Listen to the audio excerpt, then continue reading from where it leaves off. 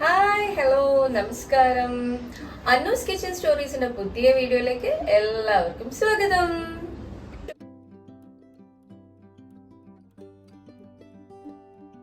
അപ്പൊ ഇന്ന് നമ്മൾ ഉണ്ടാക്കാൻ പോകുന്നത് ഒരു അടിപൊളി റെസിപ്പിയാണ്. എന്താണെന്നല്ലേ, നമ്മൾ ഇന്ന് ഉണ്ടാക്കാൻ പോകുന്നത് ഒരു അടിപൊളി അച്ചാറാണ്. അച്ചാർ എന്ന് പറയുമ്പോൾ നോൺ വെജ് അച്ചാറ്. അപ്പൊ എന്താണെന്നല്ല ആലോചിക്കുന്നുണ്ടായത്, അതെ, നല്ല അടിപൊളി മീനച്ചാറാണ് നമ്മൾ ഇന്ന് ഉണ്ടാക്കാൻ പോകുന്നത്. ഏത് മീനുണ്ടാന്നറിയോ? നല്ല അടിപൊളിയായിട്ടുള്ള അയക്കൂറേനെ കൊണ്ടാണ് നമ്മൾ ഇന്ന് അച്ചാറാക്കാൻ പോകുന്നത്. അപ്പൊ എന്റെ മീനച്ചാർ എങ്ങനെയാണെന്നാണ് ഞാൻ ഈ വീഡിയോയിൽ കാണിച്ചു തരാൻ പോകുന്നത്. അപ്പൊ അതെങ്ങനെയാണ് ഞാൻ മീനച്ചാർ ആക്കാറെന്ന് നമുക്ക് വീഡിയോ കാണാം.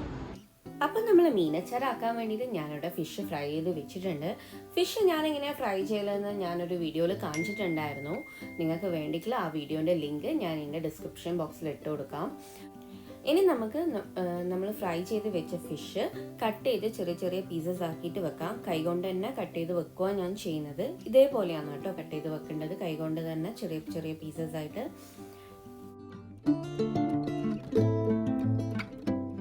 കട്ട് ചെയ്ത് വെച്ചതിന് ശേഷം ഞാനിവിടെ ഒരു ചട്ടി എടുത്തിട്ട് അടുപ്പത്ത് വെച്ചിട്ടുണ്ട്. ഞാൻ ചട്ടിയിലാട്ടോ അച്ചാർ ഉണ്ടാക്കുന്നത്. അപ്പോൾ ചട്ടി ഒന്ന് ചൂടായി വരുമ്പോൾ ഞാനിവിടെ ഓയിലാണ് ആഡ് ചെയ്ത് കൊടുക്കുന്നത്. ഞാൻ വെളിച്ചെണ്ണയിൽ തന്നെ കേട്ടോ അച്ചാർ ഉണ്ടാക്കുന്നത്. വെളിച്ചെണ്ണ ആഡ് ചെയ്തതിന് ശേഷം നേരത്തെ നമ്മൾ ഫിഷ് ഫ്രൈ ചെയ്ത് വെച്ച ഓയിൽ ഉണ്ടാവില്ലേ, അത് ഞാൻ കുറച്ചധികം ഓയിലാണ് ഫിഷ് ഫ്രൈ ചെയ്ത് വെച്ചിട്ടുള്ളത്. അപ്പോൾ ആ ബാക്കി വന്ന ഓയിൽ ഞാൻ ഈ ഓയിലിലേക്ക് ആഡ് ചെയ്ത് കൊടുക്കുക ചെയ്യുന്നത്. നിങ്ങൾക്ക് കാണാൻ പറ്റും. അത് ആഡ് ചെയ്തതിന് ശേഷം രണ്ട് ഓയിലും കൂടി ഒന്ന് നമുക്ക് മിക്സ് ചെയ്തെടുക്കാം. മിക്സ് ചെയ്തിട്ട് ഇനി ഞാൻ ഇതിൻ്റെ അകത്ത് ഫസ്റ്റ് ചേർക്കാൻ പോകുന്നത്, ആ ഓയിലൊന്ന് ഹീറ്റായതിന് ശേഷം നമ്മൾ ഫ്ലെയിം മീഡിയം ഫ്ലെയിമിലാണെന്ന് ഞാൻ പറയാൻ വിട്ടുപോയി. ഫ്ലെയിം ഇപ്പോൾ മീഡിയം ഫ്ലെയിമിൽ തന്നെയാണ് ഉള്ളത് ഓൺ ചെയ്തതിന് ശേഷം. അപ്പം ഞാൻ ഫസ്റ്റ് ചേർത്തത് നിങ്ങൾക്ക് കാണാൻ പറ്റും, ഇഞ്ചിയാണ്. ഇഞ്ചി ഒരു ചെറിയ പീസ് ചെറിയ ചെറിയ കഷ്ണങ്ങളായിട്ട് കട്ട് ചെയ്തിട്ടാണ് ഞാനിവിടെ ആഡ് ചെയ്ത് കൊടുത്തിട്ടുള്ളത്. ആഡ് ചെയ്തതിന് ശേഷം നന്നായിട്ടൊന്ന് മിക്സ് ചെയ്തെടുക്കുക ചെയ്തത്. അപ്പോൾ അതിൻ്റെ കൂടെ തന്നെ ഇനി ഞാൻ ആഡ് ചെയ്ത് കൊടുക്കുന്നത് വെളുത്തുള്ളിയാണ്. ഞാനിവിടെ ഒരു വെളുത്തുള്ളി മുഴുവനും എടുത്തിട്ടുണ്ട്. ഒരു ചെറിയ വെളുത്തുള്ളിയെ ഞാൻ എടുത്തിട്ടുള്ളൂ, അത് മുഴുവനും ഞാനിവിടെ എടുത്തിട്ടുണ്ട്. അത് മുഴുവനും ആഡ് ചെയ്തതിന് ശേഷം ഞാൻ അതും ഒന്ന് മിക്സ് ചെയ്ത് കൊടുക്കുക ചെയ്തത്.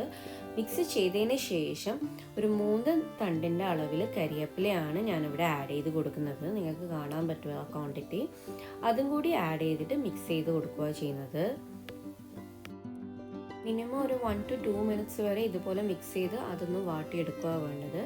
ഇനിയാണ് ഞാൻ ഇതിൻ്റെ അകത്ത് മസാലാസ് ചേർത്ത് കൊടുക്കുന്നത്. ഫസ്റ്റ് തന്നെ 1 ടീസ്പൂണിൻ്റെ അളവിൽ ഞാനിവിടെ റെഡ് ചില്ലി പൗഡർ ആഡ് ചെയ്ത് കൊടുത്തിട്ടുണ്ട്.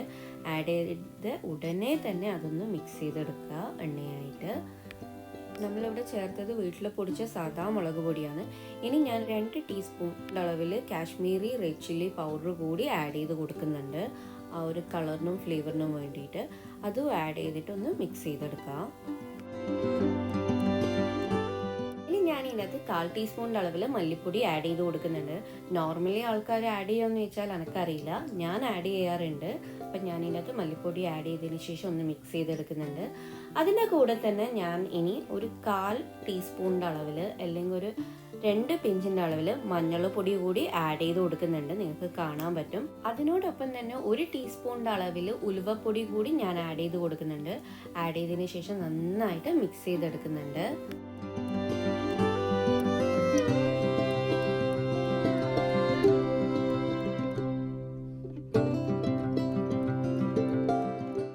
ടൈമിലാണ് ഞാൻ നമ്മളെ ഫിഷ് ഇതിലേക്ക് ആഡ് ചെയ്ത് കൊടുക്കുന്നത്. ഫ്രൈ ചെയ്തിട്ട് കട്ട് ചെയ്ത് വെച്ച ഫിഷാണ് ഞാൻ ഇതിൻ്റെ അകത്തേക്ക് ആഡ് ചെയ്ത് കൊടുക്കുന്നത്. ഇപ്പോഴും പറയാം, ഫിഷ് ഫ്രൈ ചെയ്യുന്ന വീഡിയോ ഞാൻ മുന്നേ ഇട്ടിട്ടുണ്ടായിരുന്നു. ഞാൻ അതിൻ്റെ ലിങ്ക് ഡിസ്ക്രിപ്ഷൻ ബോക്സിൽ ആഡ് ചെയ്ത് കൊടുക്കാം, ഞാൻ എങ്ങനെയാണ് ഇതിന് വേണ്ടിയിട്ട് ഫിഷ് ഫ്രൈ ചെയ്തതെന്നുള്ളത്. ഞാനിത് വളരെ ചെറിയ ക്വാണ്ടിറ്റി മാത്രമേ, അതായത് കുറവ് ക്വാണ്ടിറ്റി മാത്രമേ അച്ചാറാക്കുന്നുള്ളൂ. അപ്പോൾ ഫിഷ് ആഡ് ചെയ്തതിന് ശേഷം നമുക്ക് ഈ മസാലാസുമായിട്ടൊന്ന് മിക്സ് ചെയ്തെടുക്കാം. ഈ ഒരു ടൈം ആകുമ്പോൾ നിങ്ങൾക്ക് വേണ്ടിയിട്ടുള്ള നിങ്ങളെ പാകത്തിനുള്ള ഉപ്പ് ആഡ് ചെയ്ത് കൊടുക്കുക കേട്ടോ. പക്ഷേ എനിക്കൊരു ബാലൻസ് ആയിട്ട് തോന്നിയൊരു ടൈം എന്ന് പറഞ്ഞത് വിനിഗർ ആഡ് ചെയ്തതിന് ശേഷം മാത്രം ഉപ്പ് ആഡ് ചെയ്താൽ ബാലൻസ് ആകുന്ന പോലെ എനിക്ക് തോന്നിയിട്ടുള്ളത്. അതുകൊണ്ട് തന്നെ ഞാൻ വിനിഗർ ആഡ് ചെയ്തതിന് ശേഷമാണ് ഉപ്പ് ആഡ് ചെയ്ത് കൊടുക്കാറ് പൊതുവെ. ഞാനിവിടെ 1/4 ഗ്ലാസിൻ്റെ അളവിലാണ് വിനിഗർ എടുത്തിട്ടുള്ളത്. അതായത് ഒരു ചെറിയ കപ്പിൻ്റെ അളവിൽ നിങ്ങൾക്ക് കാണാൻ പറ്റും. അപ്പോൾ വിനിഗർ ആഡ് ചെയ്തിട്ട് നന്നായിട്ട് മിക്സ് ചെയ്തെടുക്കുക ചെയ്യുന്നത്. മിക്സ് ചെയ്തെടുത്തതിന് ശേഷമാണ് ഞാനിവിടെ ഉപ്പ്, എൻ്റെ പാകത്തിനുള്ള ഉപ്പ് ആഡ് ചെയ്ത് കൊടുക്കുന്നത്. നിങ്ങളെ പാകത്തിനുള്ള ഉപ്പ് ആഡ് ചെയ്ത് കൊടുത്തിട്ട് മിക്സ് ചെയ്തെടുക്കുക. നിങ്ങൾക്ക് ഉപ്പ് വേണ്ടിക്കില്ല നേരത്തെ ആഡ് ചെയ്യുന്നുണ്ടെങ്കിൽ നേരത്തെ ആഡ് ചെയ്യുക. പക്ഷെ എനിക്ക് കറക്റ്റ് ബാലൻസ് ആയി തോന്നുന്ന ഒരു ടൈം വിനിഗർ ആഡ് ചെയ്തതിന് ശേഷമാണ് ഉപ്പ് ആഡ് ചെയ്യുന്നത് നല്ലത് എന്നാണ്. അപ്പം നന്നായി മിക്സ് ചെയ്തിട്ട് കൊടുക്കുക.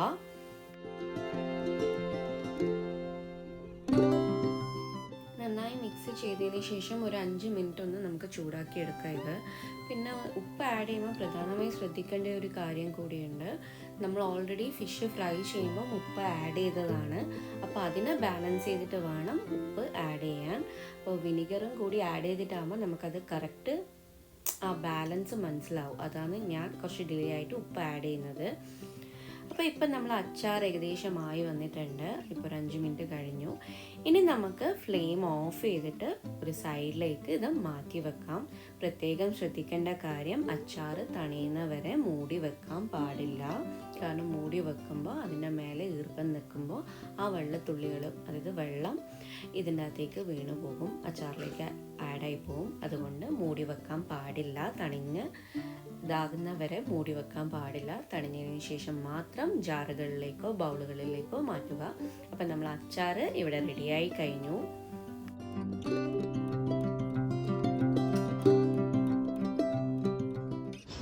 വീഡിയോ എങ്ങനെയുണ്ടായിരുന്നു? വളരെ സിമ്പിൾ ആയിട്ടുള്ള ഒരു ഫിഷിനെ കൊണ്ടുള്ള ഒരു റെസിപ്പിയാണ്. അതായത് ഫിഷിനെ കൊണ്ടുണ്ടാക്കുന്ന അച്ചാറിന്റെ റെസിപ്പിയാണ്. അപ്പൊ നിങ്ങളും ഇങ്ങനെ തന്നെയാണോ അച്ചാർ ഉണ്ടാക്കാറെന്ന് പറയാൻ മറന്നു പോകരുത്. അപ്പൊ പ്രത്യേകമായിട്ട് പറയുന്നു, മീൻ അച്ചാർ ആക്കി കഴിഞ്ഞാൽ അത് തണിഞ്ഞു കഴിഞ്ഞിട്ട് ഒരു ബൗളിലേക്കോ അല്ലെങ്കിൽ ഒരു ജാറിലേക്കോ മാറ്റാൻ പാടുള്ളൂ. അന്ന് തന്നെ അതെടുത്തിട്ട് ഫ്രിഡ്ജിൽ വെക്കാൻ പാടില്ല. കാരണം നിങ്ങൾക്ക് കുറച്ച് ലോങ് ലാസ്റ്റ് ആയിട്ട് വേണ്ടിക്കില്ല, അതായത് ചീത്തയാണ്ട് നിൽക്കണ്ടിക്കില്ല, നിങ്ങളത് വേറെ വേറെ ബൗൾസിലായിട്ട്, അതായത് അല്ലെങ്കിൽ വേറെ വേറെ ജാർസിലായിട്ട് സൂക്ഷിച്ചാൽ നിങ്ങൾക്കത് കുറേ കാലം വരെ ചീത്തയാണ്ട് നിൽക്കും. അതുപോലെ തന്നെ നമ്മൾ എടുക്കുമ്പോൾ ഒരു ജാറ് തീർന്നതിന് ശേഷം മാത്രം അടുത്ത ജാറിലുള്ള എടുക്കുക. അതുപോലെ തന്നെ നനഞ്ഞ സ്പൂൺ കൊണ്ടും അച്ചാർ എടുക്കാണ്ട് നിൽക്കുക. അപ്പോൾ തന്നെ കുറേ കാലത്തേക്ക് അത് ലോങ് ലാസ്റ്റ് ആയിട്ട് നിൽക്കും. അപ്പൊ ഇതുപോലെ നമുക്ക് ചെയ്ത് കഴിഞ്ഞാൽ തന്നെ നമുക്ക് അച്ചാർ കുറെ കാലം, ഒരു 2 മാസം വരെ നമുക്ക് അത് യൂസ് ചെയ്യാൻ പറ്റും. അത് നമ്മൾ എടുക്കുന്ന ക്വാണ്ടിറ്റി അനുസരിച്ചിട്ട്. അപ്പൊ ഇങ്ങനെ തന്നെയാണോ നിങ്ങളും അച്ചാർ ഉണ്ടാക്കുന്നതെന്ന് പറയാൻ മറന്നു പോകല്ലേ. അപ്പൊ വീഡിയോ ഇഷ്ടമായിട്ടുണ്ടെങ്കിൽ എപ്പോഴും പറയുന്ന പോലെ തന്നെ ലൈക്ക് ചെയ്യുക, ഷെയർ ചെയ്യുക, കമന്റ് ചെയ്യുക. സബ്സ്ക്രൈബ് ചെയ്യാണ്ട് ആ വീഡിയോസ് കാണുന്നുണ്ടെങ്കിൽ സബ്സ്ക്രൈബ് ചെയ്തിട്ട് വീഡിയോസ് കാണുക. അപ്പൊ നിങ്ങൾക്ക് നമ്മുടെ വീഡിയോസ് അപ്ഡേറ്റ് ആയിട്ട് കാണാൻ പറ്റും. അപ്പൊ വീണ്ടും ഒരു നല്ല വീഡിയോ ആയിട്ട് ഉടനെ തന്നെ കാണുന്നവരെ ബൈ ബൈ.